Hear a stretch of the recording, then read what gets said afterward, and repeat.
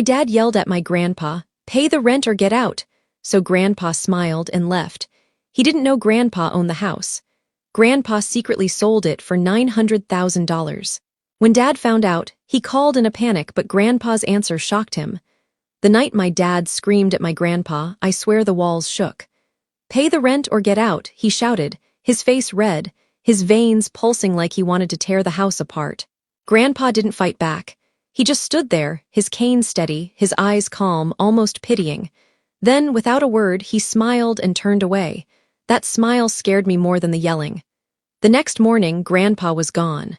No note, no suitcase missing, just silence and the strange feeling that something enormous had just shifted. Dad called it an old man drama. But 3 days later, a letter came in the mail. It wasn't from Grandpa. It was from a real estate firm.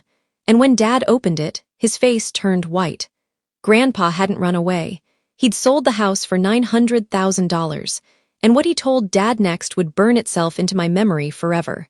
I used to think our house was unbreakable. Strong bones, solid walls, sunlight that slid through the kitchen window every morning just right. My grandpa built it with his own hands 40 years ago, and even after Grandma died, it was still his masterpiece. He used to say, "A home is a promise, not just a place, but promises fade, especially when pride moves in."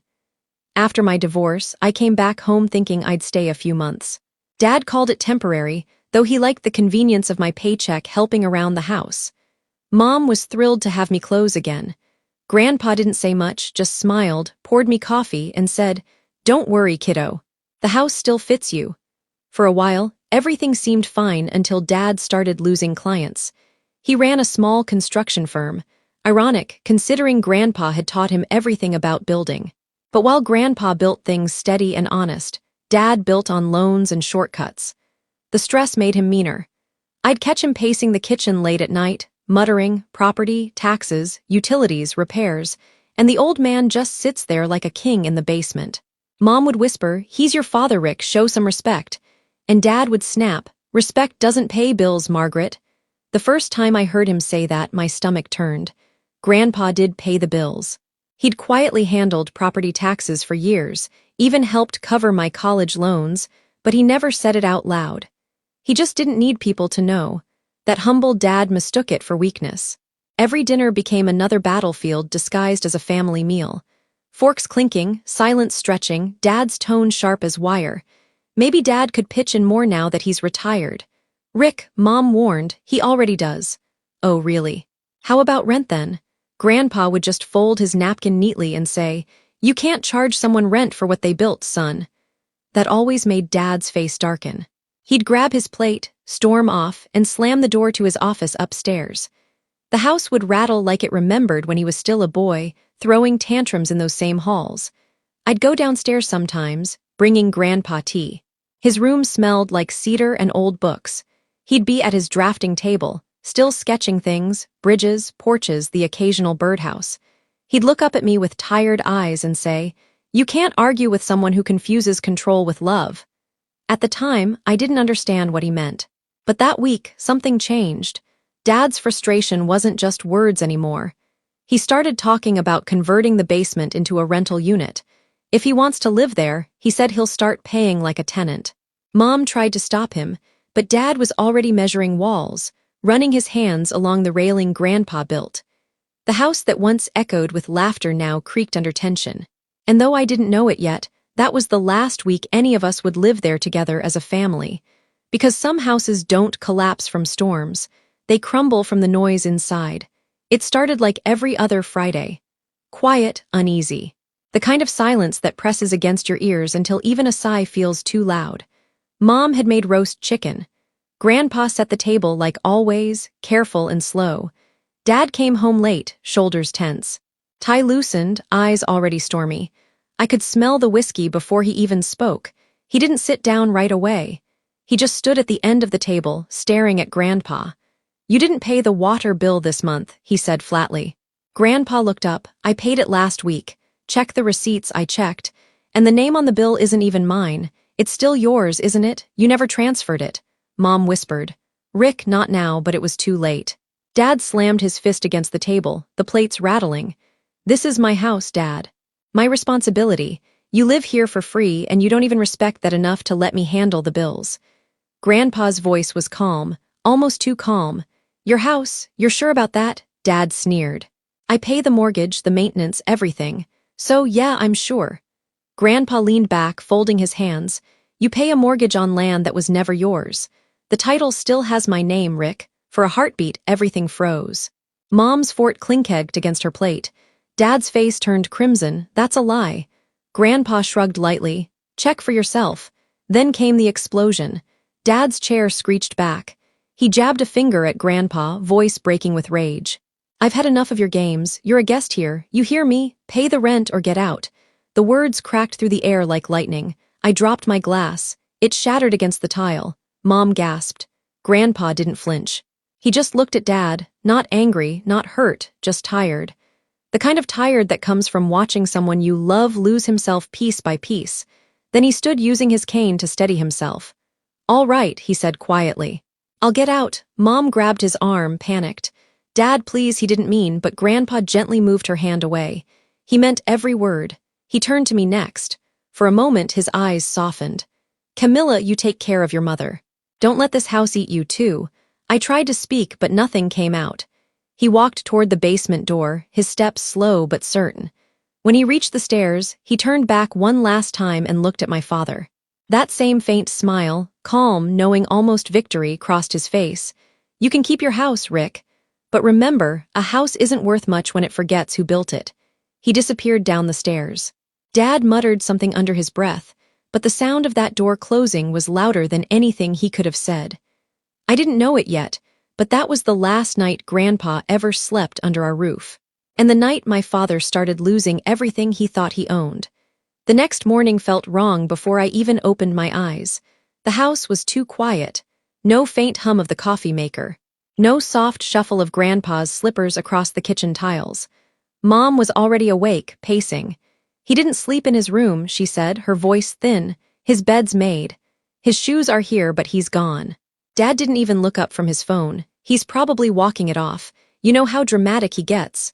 But I knew better. Grandpa was many things. Patient, quiet, stubborn, but never careless. He always left notes. Always. I went downstairs.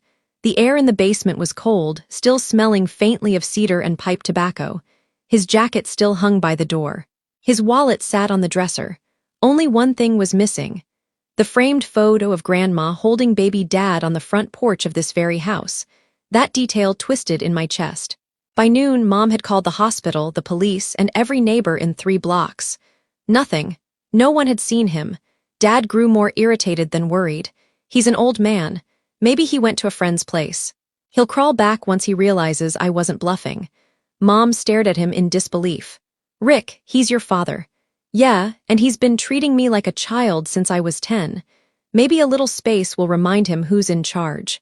The words made me sick. I went outside, standing in the garden Grandpa loved. His roses had bloomed perfectly, deep red, petals soft as memory. I swear the air itself felt like it missed him. 3 days passed. No calls, no letters, not even a sign. Then on the 4th morning, an envelope came through the mail slot, thick, white, official-looking, addressed to Mr. Richard Hale. Mom picked it up first. It's from Edison and Blake Real Estate Associates, she murmured. Dad frowned. Probably junk. He tore it open anyway. The color drained from his face before he even finished reading. What? I asked. He looked at me, his voice trembling. It says the property has been sold. Closed, paid in full. Mom took the letter from his hands, scanning the lines. Notification of completed sale. 112 Maple Drive. Transfer of property finalized under owner Raymond Hale. Buyer possession scheduled for 30 days from closing date. Raymond Hale, my grandpa. Dad stumbled back like the air had punched him. No, that's impossible. I own this house. Mom's voice broke. Rick, you never changed the deed. It's still under your father's name. Silence. Only the ticking clock filled at the sound of seconds mocking him. Dad threw the letter on the floor. He can't do this. He can't just sell my house out from under me. I knelt, picking it up carefully. The ink smelled new. The signature is unmistakably his steady, deliberate. That's when it hit me. Grandpa hadn't run away. He'd moved on and he'd taken the house with him. The man my father tried to evict had just evicted us all. Dad didn't sleep that night. He sat in the living room with the letter spread across the coffee table, reading and rereading it like the words might magically change. His fingers left sweaty prints on the paper. Mom tried to reason with him. Rick, maybe he just wanted to move somewhere smaller. He's old. Maybe he needed the money, but Dad wasn't listening. Smaller, he sold this house. My house, his voice cracked. You don't just sell your son's home out of spite. I wanted to say it wasn't spite, it was consequence, but I stayed quiet. I'd never seen my dad unravel like that. He was pacing, muttering half-sentences. He can't have legal ownership. I've lived here for years. This is theft. Mom reached out to calm him, but he brushed her off and stormed upstairs. Mom sighed. Camilla, he's going to do something stupid. She was right. The next morning, Dad was already on the phone with banks and lawyers. I heard the same line repeated again and again. There must be a mistake. My father's name shouldn't still be on the deed. Each time the answer came back colder, more final. Sir, the public record lists Raymond Hale as sole owner. The sale is legally binding. By noon, his voice was horseshoe. He called the real estate office next. I could hear every word through the wall. You had no right to sell this house. Mr. Hale did, sir. He's the registered owner. The transaction is complete, but I live here. Then you'll need to vacate before the possession date. The line went dead. He came out of his office looking older, smaller somehow. Mom tried to touch his arm, but he pulled away. He wanted to humiliate me. That's what this is. I shook my head. He warned you, Dad. He glared at me, eyes bloodshot. Don't start, Camilla, but I couldn't stop myself. You told him to pay rent or get out. He did both. His mouth opened, then closed again. No words, just rage simmering behind his silence. That afternoon, movers showed up not for us, but to deliver inspection paperwork. The buyers were scheduled to take possession in 30 days. Mom read the letter aloud, hands trembling. The new owners will assume occupancy September 1st. Dad crumpled the page, his voice low and broken, over my dead body. But even as he said it, I saw the truth in his eyes he'd lost. When night came, he sat alone on the porch, staring at the dark garden Grandpa once tended. The roses were wilting without care. I stepped outside quietly. He didn't look up when he spoke. You think he's proud of himself? You think he's laughing right now? I didn't answer. I just whispered, maybe he's finally at peace.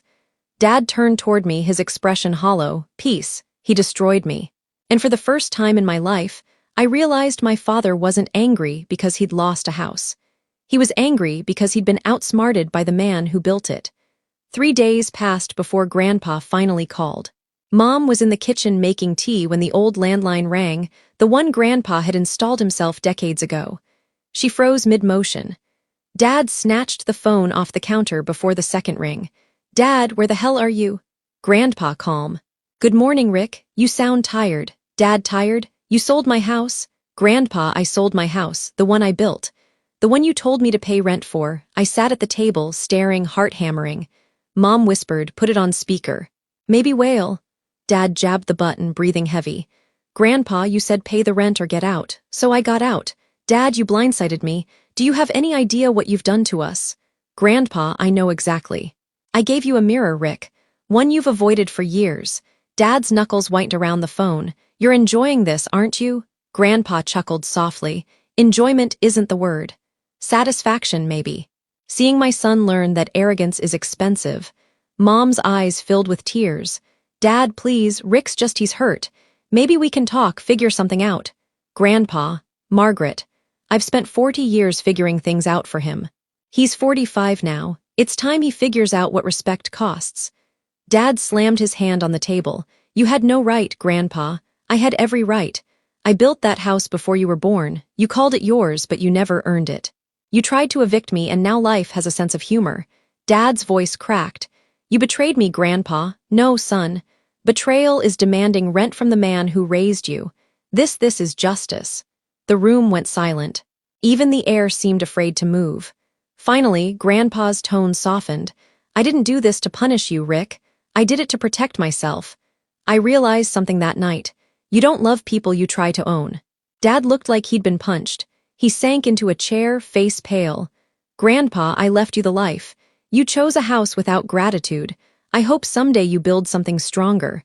Then came the sound of a soft click. The line went dead. Mom covered her mouth, sobbing quietly. I stood frozen, heart aching with something between anger and awe. Dad didn't move. The phone sat on the table, still blinking red from the call. He whispered, "He planned this, all of it." I looked at him. The man who once towered over everyone, now smaller than I'd ever seen. "He didn't plan it, Dad," I said softly. "You did the night you yelled at him to get out." He looked up at me, and for a brief second, I saw something raw flicker behind his anger regret, but it vanished as quickly as it came. "Don't ever take his side, Camilla," he muttered, storming out of the room. I didn't answer because deep down I already had. The next few weeks felt like living inside a storm that refused to pass. Dad barely left his office. The door stayed shut, the blinds drawn. I'd hear him muttering to himself, angry bursts of words, lawyer's fraud, appeal not over yet. Mom tried to coax him out with coffee, but he'd just wave her away like smoke. Meanwhile, boxes began appearing in corners of the living room. Not ours, the buyers. They were scheduling inspections, sending notices. The countdown had started. Mom cried quietly while packing dishes. 30 days, she said. That's all we have left. Dad slammed a drawer shut. We're not leaving. He can't legally force us out. But he could, and he had. When the eviction notice came from the new owners, Dad tore it in half, shouting, "They can drag me out in handcuffs before I move a damn thing." Mom flinched, clutching the counter for balance. "Rick, please stop. You're scaring me." That night I found her sitting in the dark kitchen, tears tracing down her face. "He's not angry at your grandfather," she whispered. "He's angry at himself, but he'll never admit it." I didn't reply. I didn't know how to tell her that Grandpa hadn't just sold a house, he'd broken a curse. 3 days later, Dad came home from another meeting with his lawyer. He tossed a folder onto the table. They all say the same thing. No claim, no title, no case. He laughed, a hard, hollow sound. Imagine that. My own father outsmarted me. He poured whiskey into a glass, hand trembling. "You think he planned this for years, just waiting for me to slip." I met his gaze. "I think he hoped you'd never make him need to." He didn't answer. He just stared at the amber in his glass like it held an explanation. The day the movers came for the first inspection, Dad stood in the doorway, jaw tight, arms crossed. "They're not stepping 1 foot inside," he growled. But they did calmly, legally. The woman leading the team smiled politely. "We're just taking measurements for the new owners. You'll receive the final notice soon." Mom apologized on his behalf, voice shaking. "We'll be ready. We understand." That night I walked past the garden. The roses were dying brown edges, petals curling inward. Grandpa had always said roses needed care and forgiveness. They'd gotten neither. Later I heard Dad crying. Not loud, not angry, just quiet, exhausted sobs. I stood outside his office door, unsure whether to knock. He murmured, "He destroyed me." I wanted to say, "No, Dad. He set you free from your own cruelty." But the words stuck in my throat. When I went downstairs, Mom was asleep on the couch, arms wrapped around one of Grandpa's old sweaters she'd found in a drawer. I sat beside her, feeling the weight of everything that had been said, everything that couldn't be taken back. For years, I'd thought the house was our foundation. Now I realized it was our cage, and the only one strong enough to break the lock had already walked away. A month after the sale closed, I finally found him. The address was scribbled on the back of an envelope. Mom had left on the counter a return address from one of Grandpa's letters to the bank. I didn't tell Dad where I was going. I just drove, heart-pounding. The city rolling past in a blur of brick and sun. The apartment was small, tucked above a quiet florist's shop. A row of roses bloomed on the balcony, the same deep crimson he used to grow in our garden. Of course they did. Grandpa never left anything behind. He just replanted it somewhere new. When I knocked, the door opened halfway before I even spoke.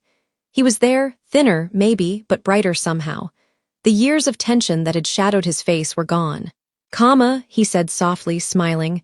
"I was wondering how long it would take you. I shouldn't have waited this long," I whispered. He stepped aside. "Come in, sweetheart." The place smelled like coffee and cedar like home. A small drafting table sat by the window, a pot of brushes beside it. On the wall hung a framed sketch of the house he'd built, our house signed at the bottom. "Our Hale 1982. I kept the original," he said, following my gaze. "Can't rebuild a life without remembering how it started." I nodded, trying to find words that didn't sound small. "Dad's not doing well." I know, he said. Pride always comes with a hangover. Do you hate him? I asked quietly. Grandpa looked out toward the balcony, his voice steady. Hate, no, I pity him. He's been trying to own things his whole life because he never learned how to belong. Something in my chest cracked open. He thinks you destroyed him. He turned back, eyes kind but sharp. No, Camilla, I freed him. He just doesn't know it yet. We sat for a while, sipping coffee. Outside, a soft breeze brushed the roses against the railing, petals fluttering like tiny red flags of truce. I told him about Mom, how she cried while packing, how she still kept his old sweaters in a box labeled "Do Not Touch." He smiled faintly. Your mother has the gentlest heart I've ever met. Tell her she's forgiven, though she never owed me an apology. I hesitated. Will you ever talk to Dad again? Grandpa's fingers tapped lightly on his mug. When he stopped shouting long enough to listen, he studied me then, really looked at me. You've changed, he said. You used to think fixing people meant saving them. Not anymore, I said quietly. He smiled proud, warm. The kind of smile that made you believe time could heal anything. Good, then maybe there's hope for both of you. When I left, he walked me to the door. The afternoon sun spilled across his face, and for a moment I saw not the old man Dad had yelled at, but the builder, the man who knew how to start over. Comma, he said before I stepped into the hallway. Don't inherit resentment, inherit awareness. I nodded, tears stinging my eyes.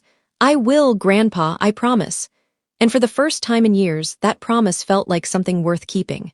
2 months later, Dad finally asked for Grandpa's address. It happened on a quiet Sunday morning. The boxes were gone, the house was empty, and we were living in a cramped rental on the edge of town, a place that smelled like dust and regret. He sat at the kitchen table, staring at the rent notice, his eyes hollow. Camilla, he said quietly, I think I need to see him. I didn't ask why. I just handed him the folded slip of paper I'd kept in my wallet since that day I visited Grandpa. He stared at it for a long time before whispering. He always said, pride doesn't build homes, maybe I should have listened. When he left, Mom squeezed my hand, tears brimming. Do you think your father will apologize? I think, I said softly. He already has by going. Grandpa told me about their meeting later. They'd met at a small diner by the river, the same place Grandpa used to take me for pancakes when I was little. He said Dad looked older than he remembered. Shoulders slumped, hands restless on the table. Dad, you win. Grandpa, this wasn't a game, son. Dad, it felt like one. Grandpa, only because you kept score. They sat in silence after that. The waitress poured them coffee and neither touched it. Finally, Dad whispered, Why did you really do it, Grandpa? Because you stopped seeing me as family, Rick. You saw me as rent, Dad. I was angry, scared. The business was falling apart and I thought if I could control something, anything, Grandpa, you'd feel safe. Dad's voice cracked. I thought I was protecting my family. Grandpa, protection isn't ownership, it's stewardship. You forgot the difference. Grandpa told me there was a long silence, then the kind that doesn't need words to say, I'm sorry. When they finally parted, Dad didn't shake his hand. He hugged him. That night, Dad came home quiet. He sat across from me and said he sold the house to a young couple. Said they needed it more than we did. I nodded. That sounds like him. He exhaled, his voice breaking. He told me something I can't stop thinking about, that I was never meant to inherit a house, just the lesson of how to keep one standing. I smiled faintly. Did you understand what he meant? He nodded. Yeah, respect. That's the rent I never paid. The words hung between us like the soft echo of peace returning after a long war. Weeks later, I visited Grandpa again.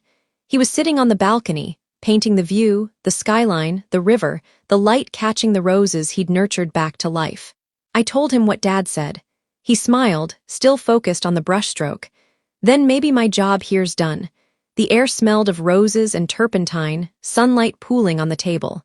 I sat beside him and for once there was no tension, no guilt, just quiet understanding. Grandpa, I said, you didn't just build a house. You built us back from the ruins. He looked at me, eyes warm, the corners crinkling with pride. That's all any builder can hope for. And as I watched the paint dry under the afternoon light, I realized the house was never the story we were. Because some homes aren't made of wood or walls. They're made of the people who finally learn how to stay.